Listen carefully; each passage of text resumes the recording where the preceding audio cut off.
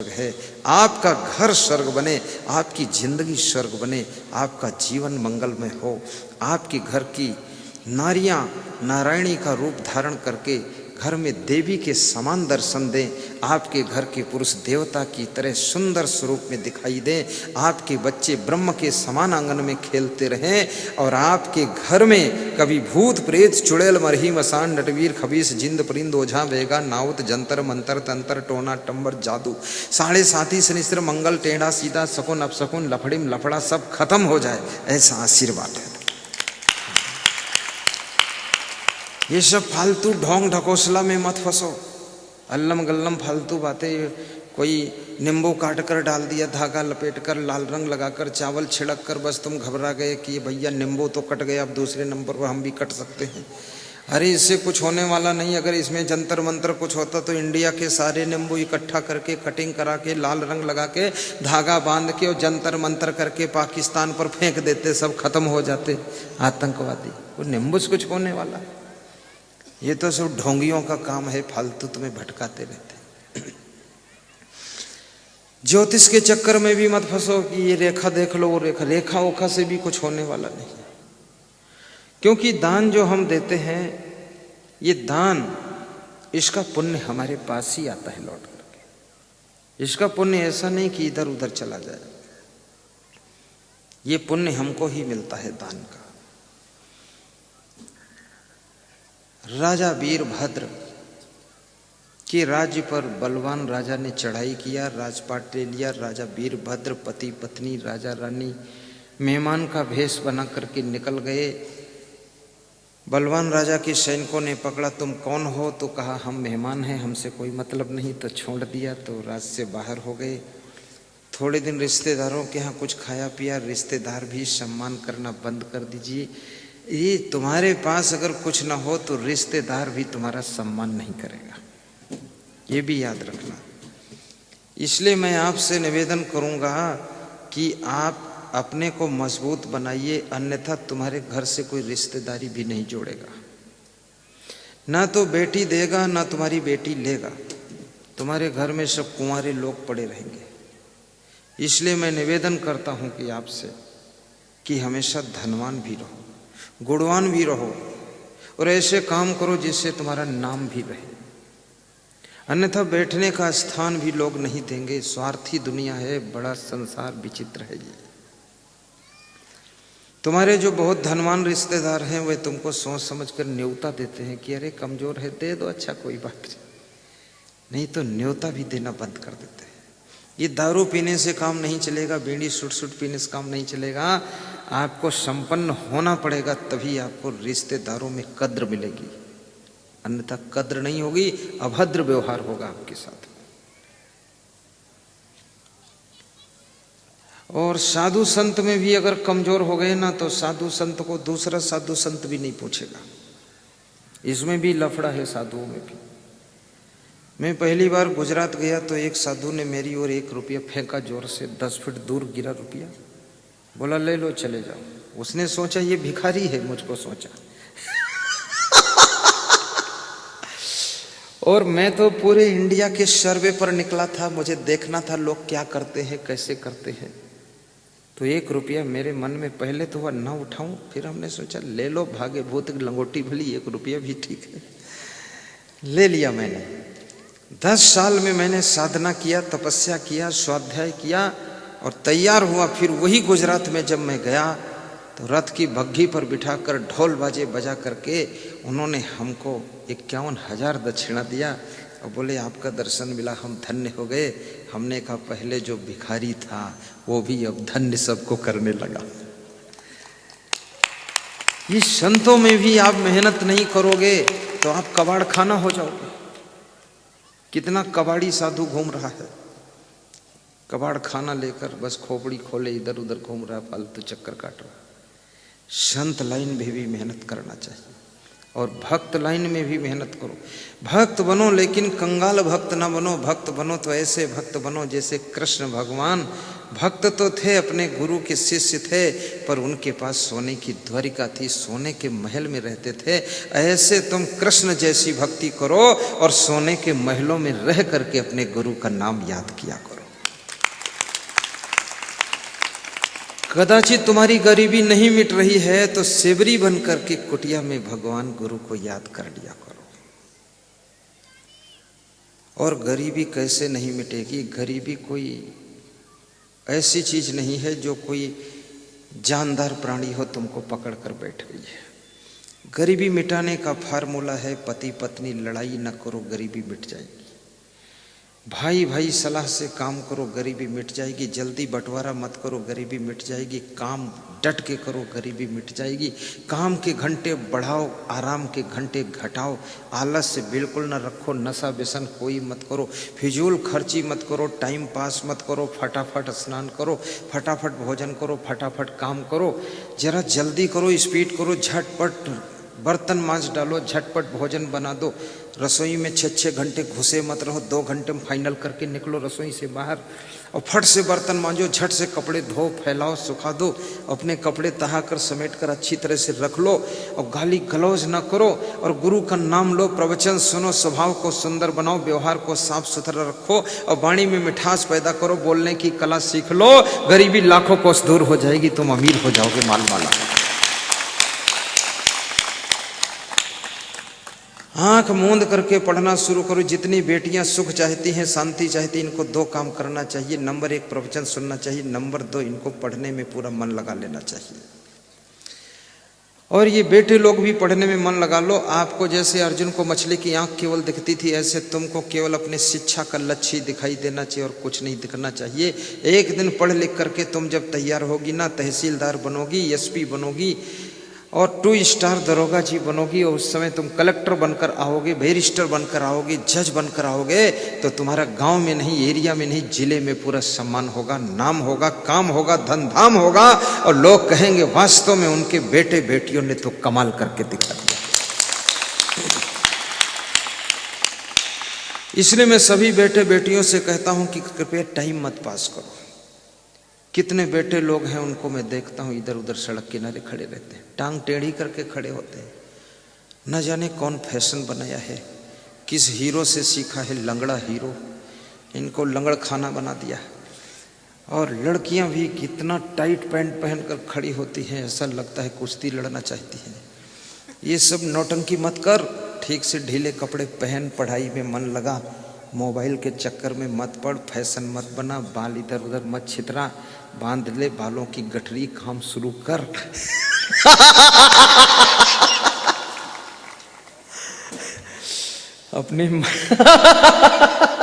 अपने माँ बाप को परेशान मत कर। और माँ बाप भी इतना कमजोर आत्मा है, वो कह भी नहीं पाता अपने बेटों बेटियों से ये तुम क्या कर रहे हो। इतना डरा हुआ है, जिंदा है वही बहुत नहीं, अब तक मर भी जाता घर में। अरे दमदार बाप बनो, दमदार माँ बनो, थोड़ा धर पकड़ रखो, अनुशासन रखो। इधर उधर गड़बड़ सड़बड़ कैसे लोग करते हैं, इनको टाइट रखो, अनुशासन में रखो। अभी गुजरात का एक साधु कह रहा था कि गुरुदेव की अपने साधुओं के ऊपर जो है पकड़ बहुत अच्छी है। हमने कहा पकड़ सकड़ नहीं, साधु खुद ही समझदार है और अनुशासन अपने आप मानता है। जो शिष्य अपने गुरु के अनुशासन में नहीं रह सकता वो शिष्य बिगड़ जाएगा। जो बेटा बेटी अपने माता पिता गार्जियन के अनुशासन में नहीं रहेंगे वो भी बिगड़ जाएंगे। ये संसार तो माया का संसार है, यहाँ तो बिगड़ने में देर नहीं लगती, सुधरने में बहुत देर लग जाती है। नीचे गिरने में क्या देर है। एक छोटा सा बच्चा भी बाल्टी को रस्सी में बांधकर कुएं में लटका कर गिरा देता है और कुएं में पहुंचते ही बाल्टी डूब जाती, पानी से भर जाती। उसके बाद वो बच्चा जब बाल्टी को ऊपर खींचता तो खींच नहीं पाता, तो चिल्लाता है कि पापा आइए, मम्मी आइए, बाल्टी को खींचिए। बाल्टी अब हमको खींच रही है अंदर कुएं में, क्योंकि ये बाल्टी वजन हो चुकी है, डूब चुकी है, वो अंदर बच्चे को भी खींच रही है। तब उसका पापा आता है, दोनों भुजाओं की ताकत लगाता है और भरी हुई बाल्टी को निकाल कर बाहर लाता है। याद रखना, इसी प्रकार से अपनी जिंदगी की बाल्टी कुसंगत की कुएं में गिराना तो आसान है, बुराइयों में गिराना तो आसान है, लेकिन उन बुराइयों से जब जिंदगी की बाल्टी भर जाती है तो उसको खींच कर कुसंगत की कुएं से बाहर लाना बहुत कठिन होता है। फिर तो कोई सद्गुरु का सहारा चाहिए। दाने समुत्साहिता है, इसलिए खुले हृदय से दान किया करो। इस समय दान करने का बहुत अच्छा अवसर है। नए वर्ष का प्रथम महीना है। नए वर्ष में दान करने से जिंदगी में नयापन आता है, नया पुण्य हो जाता है। और प्रयाग में कुंभ चल रहा, कुंभ के लिए अन्नदान करने से अपने क्षेत्र में अकाल नहीं पड़ता है। सभी माताओं बहनों और पुरुषों से व्यास गादी निवेदन कर रही है कि कल आप अपने अपने घरों से इच्छा अनुसार अन्नदान दाल चावल और गेहूं ला सकते हैं। जो कुंभ मेला में कम से कम आपके कैंप में डेली 30,000 लोगों का भंडारा चलता रहेगा, निःशुल्क भंडारा, उनकी सेवा में आपका अन्नदान लगेगा। उसका पुण्य और प्रयागराज से उमरिया जिले तक आ जाएगा। बहुत बड़ा पुण्य होता है इससे। और भाइयों बहनों, मैं ये भी कहूँगा आपसे, प्रयाग कुंभ के लिए आप लोग जो वहाँ, आप पहुँचो न पहुँचो कोई बात नहीं, लेकिन आपकी सेवा यदि पहुँच गई, जब सेवा यहाँ से वहाँ पहुँच सकती है तो वहाँ से पुण्य भी आपके यहाँ पहुँच सकता है, वो आपको प्राप्त होगा। इस मंडप में दान डिब्बे बंधे हुए हैं। ये दान डिब्बे केवल खाली ऐसे नहीं बंधे हुए, इसलिए बंधे हुए हैं कि इनमें कोई व्यक्ति ऐसा खाली नहीं जाना चाहिए जो दान न डाले। 10 रुपये, 50 रुपये, 100 रुपये, 500, 200, जितनी इच्छा हो इन डिब्बों में डालिए। ये आपका सीधा दान वहाँ लाखों भक्तों की सेवा में लगाया जाएगा और उस सेवा का पुण्य आपको ही प्राप्त होगा। एक अंधा भिखारी ट्रेन में भीख मांग रहा था। उस अंधे भिखारी को देख करके बहुत से लोग कहते थे, बाबा जी आगे बढ़ जाओ, बाबा जी आगे बढ़ जाओ। कुछ लोग 1 रुपया डाल देते थे। एक आदमी को दया आ गई, ऊपरी सीट बर्थ पर सोया हुआ था, उठा और 100 का नोट निकाला और उसके डब्बे में डालने की कोशिश किया, लेकिन हाथ वहां तक नहीं पहुंचा। तो नीचे बर्थ पर जो व्यक्ति बैठा हुआ था उस यात्री से कहा, ये 100 रुपये लेकर के इसके डब्बे में डाल दो, भिखारी अंधा है। तो उसने डाल दिया और कहा, बाबा 100 रुपये है, संभाल लेना। तो बंदे भिखारी ने कहा, जिसने मेरे डिब्बे में दान पात्र में 100 रुपये डाले हैं, मेरा आशीर्वाद वहां तक पहुंचे, भगवान उसको सुखी रखे। तो लोग हंसने लगे, बोले, पैसा तो ऊपर वाले की जेब से आया, डालने वाला तो बीच वाला है, आशीर्वाद तो बीच वाले तू दे रहा है। तो अंधे भिखारी ने कहा कि मैं अंधा हूं, लेकिन मेरा आशीर्वाद अंधा नहीं है। आशीर्वाद डायरेक्ट वहीं पहुंचेगा जहां से नोट निकल कर आया है।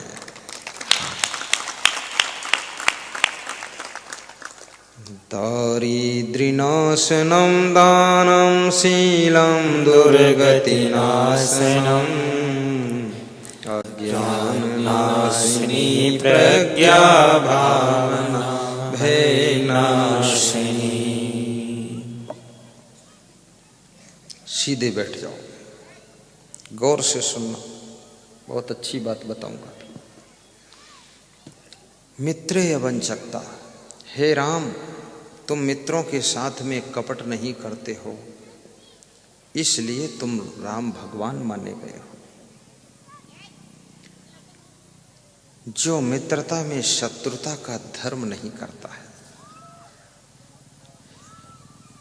बादशाह अकबर और बीरबल मुख्यमंत्री, बीरबल ब्राह्मण थे, बादशाह अकबर मुसलमान थे, उनके मुख्यमंत्री बीरबल थे। बीरबल बहुत बुद्धिमान थे। बीरबल मुख्यमंत्री भी थे और मित्र के समान बादशाह अकबर उनको अपने साथ रखते थे, हमेशा साथ रखते थे। एक दिन बादशाह अकबर के मन में बहुत प्रेम जग गया और उन्होंने कहा कि आज मैं अपनी रानी के लिए सेव फल स्वयं चाकू से काट कर खिलाऊंगा। चाकू उठाया और सेव फल काटने लगे। तो सेव फल काटने की आदत नहीं थी, प्रैक्टिस नहीं थी। सेव फल काटते काटते उनकी अंगुली कट गई, अंगुली से बहुत खून निकला और घाव हो गया। तो बीरबल अंगुली जब कटी देखते हैं तो बीरबल मुस्कुराते हैं कि वह पति धन्य है जो अपनी पत्नी के लिए सेव भी काटे, अंगुली भी काटे, तो क्या प्रेम है। अकबर को बुरा लगा कि ये मेरी टांटिंग कर रहा, मेरी अंगुली में दर्द हो रहा है। तो अकबर बादशाह ने कहा, बीरबल मेरी अंगुली में बहुत दर्द हो रहा है, मेरी अंगुली कट गई चाकू से। तो बीरबल ने कहा, जो हुआ वो अच्छा ही हुआ है, इसमें कुछ भी बुरा नहीं। अंगुली कट गई तो कम से कम अब कभी सेव भी नहीं काटोगे। क्या जरूरत थी रानी के लिए सेव काटने की? बहुत काटने वाली सब दासियां हैं। इतना प्रेम जता रहे हो, सेव काट रहे हो, चक्कू चला रहे हो। तो बादशाह अकबर को गुस्सा आ गई, बोले इसको जो है काल कोठरी में बंद कर दो।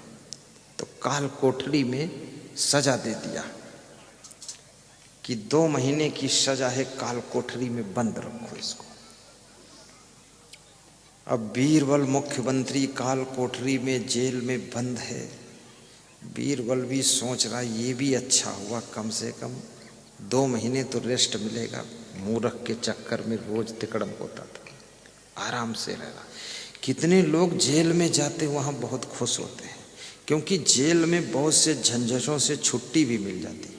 एक तो घर की किचकिच से फुर्सत मिल गई, दूसरा ना तो वहाँ दुकान चलाना है, ना कोई चुनाव लड़ना है। बस शांति से भजन करो, लेटे रहो, सोते रहो, थोड़ा बहुत काम कर दो, बस हो गया। और व्यवहार बना लो तो गीत गाते रहो, मस्त रहो। क्योंकि मैंने कई जेलों में बहुत प्रवचन दिए हैं, तो जो वहाँ के जेल अधीक्षक है, जेलर है, वो भी सब, जेलर भी तो जेल में ही रहता है, उसके अंदर वो भी है, 12 घंटे वहीं रहता है। जेल अधीक्षक भी रहता है, तो उसी में कैदी रहता, तो फर्क क्या उसमें? बस मन से मान लेना है, वो नौकरी करते तो रहते हैं, और तुमने अपराध किया तो रहते हो। तो वहाँ मैंने देखा जेल अधीक्षक और जेलर भी दुखी है, वो सुखी नहीं है, उसको भी बहुत टेंशन है। इधर क्या हुआ, एक दिन शिकार खेलने के लिए बादशाह अकबर गए। छोटी सी सेना ले गए थे, तेज चाल वाले घोड़े पर बैठकर दौड़ा दिया घोड़ा, सैनिक पीछे छूट गए, आगे निकलते चले गए। आगे कुछ कबीले वालों का इलाका आ गया, तो कबीले वालों ने बादशाह अकबर को पकड़ लिया और बोले अरे इसकी आज बलि चढ़ाएंगे, आज का दिन अच्छा है, वन देवता की बलि हो जाएगी, अकबर को पकड़ो। तो जब उसको बलि चढ़ाने चले तो उसके सब शरीरों को देखा तो उसकी अंगुली कटी थी। तो कबीले वालों ने कहा कि इसकी अंगुली कटी है, ये तो बलि चढ़ाने योग्य नहीं है, क्योंकि इसकी तो बलि कहीं चढ़ चुकी है, इसलिए इसको नहीं, तो छोड़ दिया। तो अकबर लौट कर जब आ रहा था तो सोच रहा था कि मुख्यमंत्री बीरबल ने कहा था अंगुली कटी, ये भी अच्छा ही हुआ है। तो वास्तव में अच्छा हुआ, अंगुली कटी न होती तो आज मेरी बलि हो जाती, ये लोग मुड़ काट देते मेरा। अकबर बादशाह खुश होकर आया और काल कोठरी से बीरबल को निकाला और धन्यवाद दिया कि तू धन्य है। एक बात तो बता दे, तूने कहा मेरी अंगुली कट गई तो कहा अच्छा ही हुआ, तो वास्तव में जान बच गई ने, कबीले वाले सब बलि चढ़ा देते हमको आज। लेकिन तू ये बचा, तू जेल में चला गया, काल कोठरी में चला गया, तो इसमें क्या अच्छा हुआ? तू कह रहा था जो ऊपर वाला करता अच्छा ही करता है, तो तू जेल में चला गया, मैं कर दिया, जेल में डाल दिया, तो इसमें तेरा क्या अच्छा हुआ? बोले मेरा अच्छा ये हुआ, अगर मुझे तुम सजा न देते, जेल में न डालते, तो मैं तुम्हारे साथ हमेशा रहता हूँ, हमेशा तुम साथ रखते हो, साथ लेकर के जाते, तो कबीले वालों ने जो तुमको पकड़ा था, तुम्हारी अंगुली कटी थी, तुम्हारी बलि नहीं किया, और मैं ठीक ठाक था तो मेरी बलि कर देते इसलिए मुझे जेल में डाल दिया, तो वो भी अच्छा ही हुआ, हम भी बच गए, तुम भी बच गए तो जो भी ऊपर वाला करता वो अच्छा ही करता है। बड़ी भाग्य मानुष तन पावा, सुर दुर्लभ सद्ग्रंथन गावा। बड़े भाग्य मानुष तन पावा, सुर दुर्लभ सद्ग्रंथन गावा। धर्मे तत्परता, मुखे मधुरता, दाने समुत्साहिता, मित्रे अवंचकता। मित्र के साथ में कभी कपट का व्यवहार न कीजिए, और जिसने आपके विश्वास को बहुत माना हो उसके विश्वास को धोखा मत दीजिए। धन के लालच में आकर के विश्वास को मत तोड़िए। किसी ने तुम पर भरोसा करके यदि कुछ बहुत बड़ा काम किया है, उसको विश्वासघात मत करना।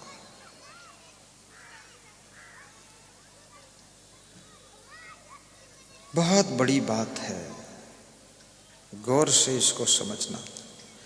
मित्रे यवंचकता गुरु विनीयता। और जो व्यक्ति अपने से बड़ों से सदैव विनम्र रहता है,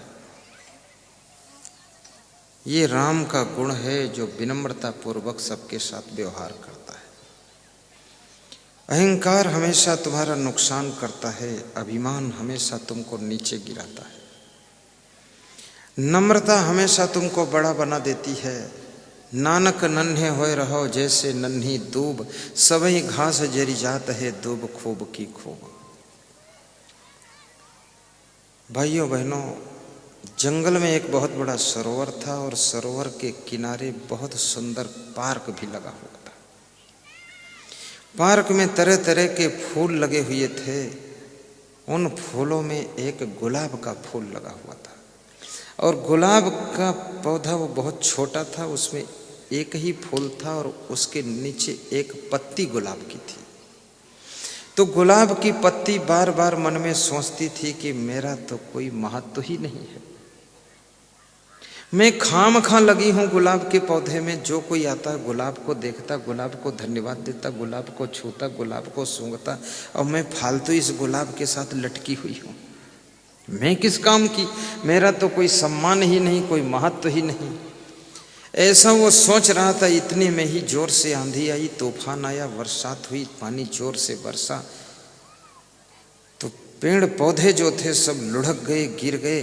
तो जो गुलाब की पत्ती थी वो भी टूट गई और टूटकर हवा में उड़ गई और उड़ करके सरोवर में जाकर गिर गई। और सरोवर में जाकर के जब गिरी तो पत्ती तो डूबती नहीं है, वो तैर रही थी पानी पर। तो उस सरोवर में एक चींटी डूब रही थी। उस पत्ती को देखकर चींटी पत्ती की ओर आती है और पत्ती का सहारा लेना चाहती है। तो गुलाब के पौधे की पत्ती कहती, आओ, हम कुछ नहीं कर सकती लेकिन तुमको बिठाकर किनारे लगा सकती है। तो उस पत्ती के ऊपर वो चींटी बैठ लेती है और पत्ती हवा के लहरों में बह करके जा करके किनारे लग जाती है और चींटी सरोवर से बाहर निकल जाती है। तूफान भी शांत हो जाता है। तब उस पत्ती को ऐसा लगा, चींटी से पूछा कि तुम्हारी जिंदगी बच गई। तो चींटी ने कहा, तुमको धन्यवाद है जो आज तुमने मेरी जिंदगी बचाई और हमको पार उतार दिया, मैं डूब जाती सरोवर में। तो उस पत्ती ने कहा, आज मुझको पता चला कि मेरी जिंदगी भी किसी की जिंदगी बचाने के काम में आ गई, इसलिए मुझे उस गुलाब के साथ लगे रहना ही ठीक था। ऐसे तुम किसी बड़े आदमी के साथ में लगे हुए हो तो तुम भी एक दिन किसी न किसी के काम आ जाओगे। ये मत सोचो कि मैं कोई महत्वपूर्ण नहीं हो, तुम भी बहुत महत्वपूर्ण हो सकते हो, तुम भी किसी के काम आ सकते हो।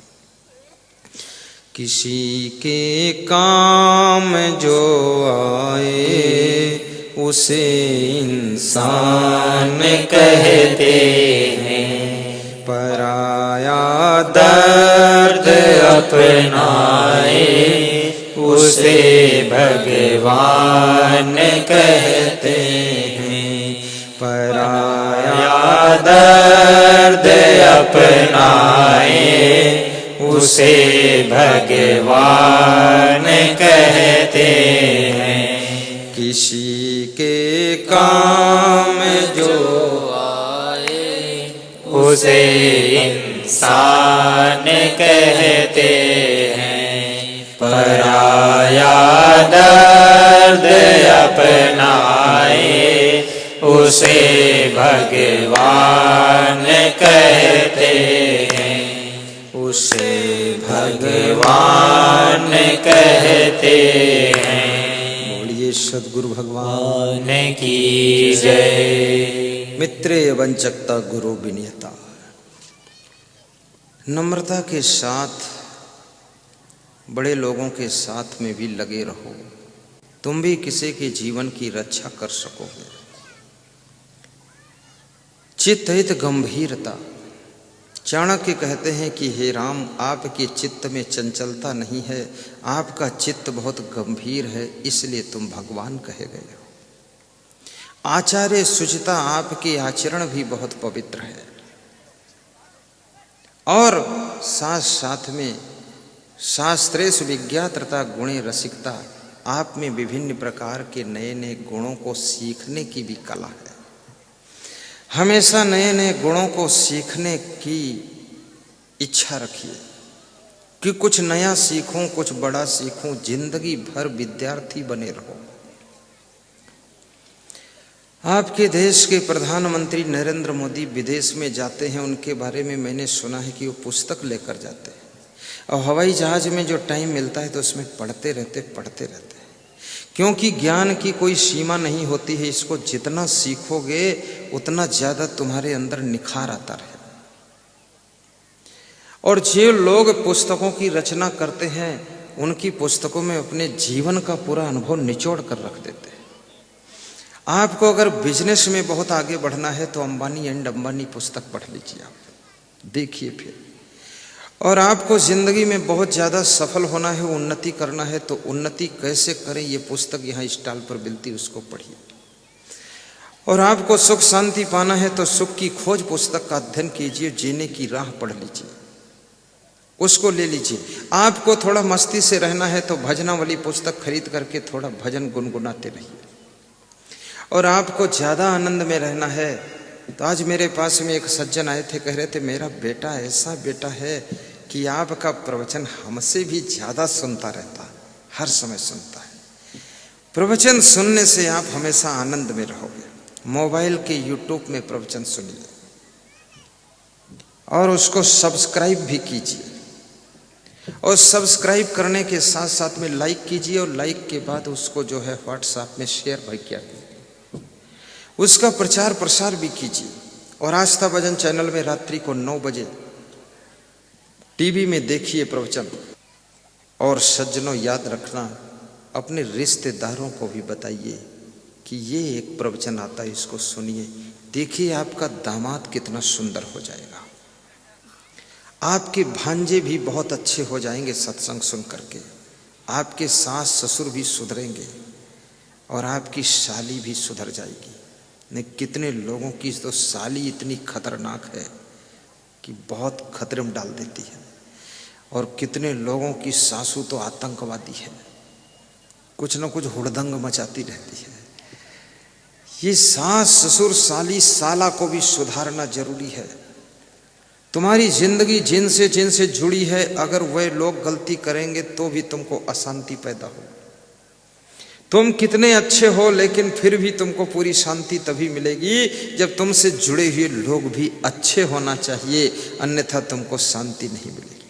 आप देख लो अपनी जिंदगी में, तुम पति पत्नी बहुत अच्छे हो लेकिन तुम्हारा बेटा ठीक नहीं तो तुम दोनों लोग उसके कारण दुखी रहते हो, बेटे के कारण। और बेटा भी ठीक है, बहू ठीक नहीं तो उसके कारण दुखी रहते हो। बहू बेटा ठीक है, बाप भी ठीक है, लेकिन तुम्हारी माँ ठीक नहीं है तो उसके कारण दुखी रहते हो। और माता पिता बेटा बहू सब ठीक है, लेकिन चाचा जी बहुत खतरनाक है, उसके कारण दुखी रहते हैं। और तुम्हारे घर में तुम्हारी जिंदगी से जुड़ा हुआ कोई ना कोई एक न एक व्यक्ति ऐसा जरूर होगा जो बहुत दुष्ट प्रकृति का होगा और जिसके कारण तुम्हारी नींद हराम हो जाएगी और तुम उससे बहुत दुखी रहोगे। एक ऐसा रहेगा जरूर। अगर एक भी तुम्हारी जिंदगी में दुष्ट नहीं है, बड़ा आनंद मंगल है, इसका मतलब तुमने 7 जन्म से कोई गलतियां नहीं किया है, बहुत पुण्य करके तुम पैदा हुए हो, इसलिए सब ठीक मिला हुआ।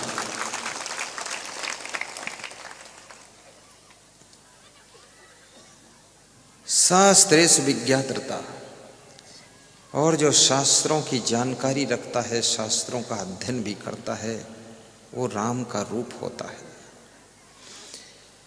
और कहते हैं कि रूपे सुंदरता, जिसका रूप सुंदर है, और शिवे भजनता, जो भक्ति भजन करता है, तो मस्त राघवा, हे राम ये सब गुण आप में है, इसलिए तुम भगवान हो। ये गुण जिस इंसान में आ जाते हैं वो इंसान भी भगवान का रूप हो जाता है। आप अपने को इंसान बनाइए, इंसान से भगवान बनाइए। भगवान को तो आपने नहीं देखा है, लेकिन भगवान का रूप स्वयं के अंदर प्रकट कीजिए। पराया दर्द अपनाए उसे भगवान कहते हैं, किसी के काम जो आए उसे इंसान कहते हैं। एक गुरु चेला जा रहे थे तो किसी खेत में एक मजदूर अपना थैला रखकर कपड़े उतार करके खेत में काम कर रहा था। मुश्किल से 200 रुपये दिन भर में कमाता था और फिर भी भजन गाता रहता था। तो चेला ने कहा कि इसका थैला उठा लूं क्या? तो गुरु ने कहा थैला मत उठाओ, इसके थैले में 200 रुपये 100 के 2 नोट रख दो जाकर। तो उसके थैले में 100 के 2 नोट रख दिया चेला ने। और गुरु ने चेला से कहा कि अब आड़ में, झाड़ में, झाड़ी में छिप करके बैठो, क्या होने वाला है। तो जब वो मजदूर खेत में काम करके लौटा, शाम को अपना थैला खोला और देखा तो उसमें 2 नोट नए 100 के रखे हुए थे। तो उसने आकाश की ओर देखा और कहा कि ऊपर वाले की कृपा ऐसी है, आज मेरी माँ बीमार थी तो 200 रुपये मेरे थैले में ऊपर वाला रख कर चला गया, ऐसा कहा। तो इधर गुरु अपने चेला से कहता है, देखो जिंदगी में ऊपर वाला तो कभी आता नहीं, लेकिन ऊपर वाला कभी कभी इंसान को ऊपर वाला बना करके किसी को सहारा दिला देता है। आज मेरे चेला तू ऊपर वाला का काम किया, इसलिए तू ही ऊपर वाला है। ऐसे कभी कभी दुखियारे लोगों के जीवन में ऊपर वाले बनकर काम करो, भगवान बन करके काम करो, महान बन करके काम करो। धन्य है ये धरती, धन्य है यहाँ के लोग। कबीर साहब कहते हैं, पोथी पढ़ी पढ़ी जग मुआ, पंडित हुआ न कोई, 2.5 अक्षर प्रेम का पढ़े सो पंडित होए। पोथियाँ पढ़ने से तुम पंडित नहीं बन सकते हो, परस्पर प्रेम से रहने से तुम बहुत बड़े पंडित कहलाओगे। आपस में प्रेम से रहना सीखो। प्रेम से रहना सीखना है तो मधुमक्खियों से सीखो, और प्रेम से मिलजुल कर काम करना सीखना है तो चींटियों से सीखो। और कुछ भी पास में नहीं है फिर भी नृत्य करना सीखना है तो मयूर से सीखो। और याद रखना, सब कुछ चला गया हाथ से तब भी अगर गीत गाना सीखना है तो कोयल से सीखो, कोयल से सीखो। कोई सुंदरता नहीं है लेकिन गीत बड़ा मधुर है। ऐसे आपके पास में कुछ हो न हो फिर भी चींटियों जैसे मिलजुल करके काम किया करो, मधुमक्खियों जैसे मिलजुल करके प्रेम से रहा करो, तो जहरीले फूलों का रस भी मधुरस बन जाता है। आपके घर का दुख भी सुख में बदल जाता है। अगर मधुमक्खी जैसा स्वभाव बना लो तो आपके घर का दुखों का जहर भी अमृत जैसा सुख बन जाएगा। 2.5 अक्षर प्रेम का पढ़े सो पंडित हो, पोथी पढ़ी पढ़ी जग मुआ, पंडित हुआ न कोई। कबीर साहब कहते हैं, प्रेम पाट का चोलना, पहिर कबीरू नाच, पानिप दीन्हो तासु को, जो तन मन बोले साच। संत कबीर बहुत गहरी बात कह रहे हैं कि प्रेम रूपी कपड़ा पहन करके सुबह से लेकर के शाम तक तुम नाचते रहो। नाचने का अर्थ क्या है?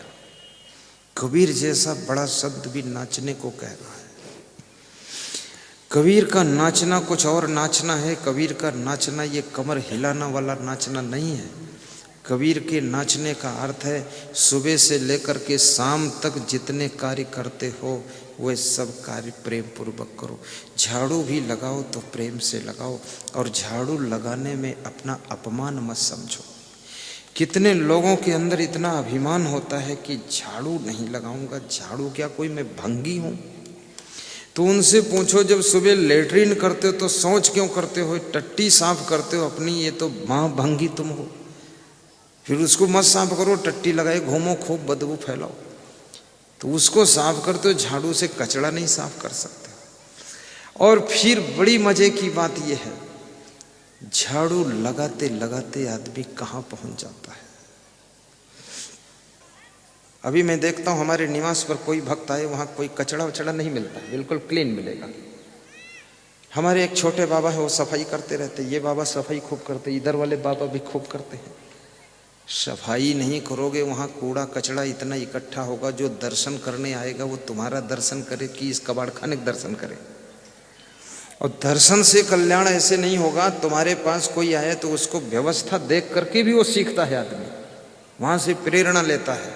सब ठीक ठाक होना चाहिए, मैनेजमेंट भी सही होना चाहिए, टाप की व्यवस्था होना चाहिए, गंदगी फंदगी मत फैलाओ।